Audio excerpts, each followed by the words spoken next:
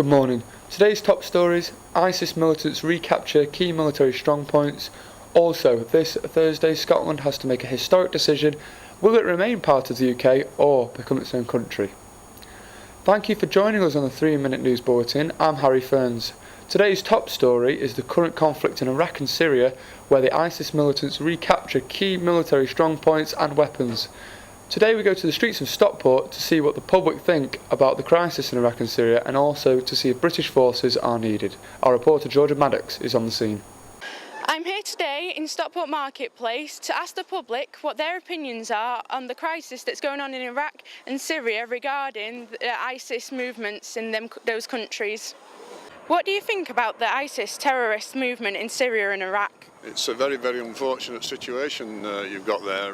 These madmen are going amok, and somehow they've got to be stopped.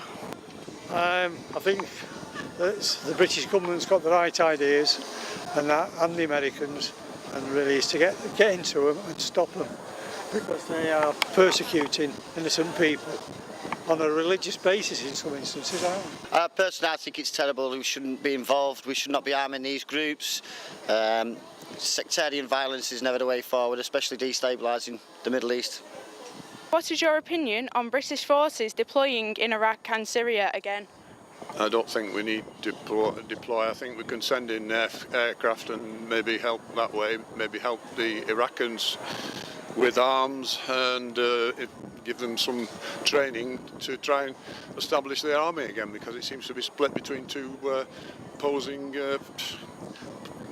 religious opinions. No, I wouldn't put them in Iraq, no. I'd use the Air Force, but I wouldn't use the Army.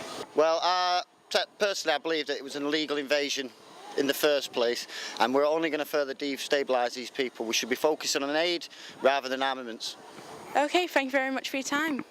Now you have an insight to what the public of Stockport think of the movements of ISIS. Thank you. Back to the studio. Thank you, Georgia. Now we know what the people of Stockport think about the current crisis in the Middle East and if we should redeploy. To have your say, contact us at www.the3minutebulletin.co.uk. That's all for now. I'm Harry Ferns.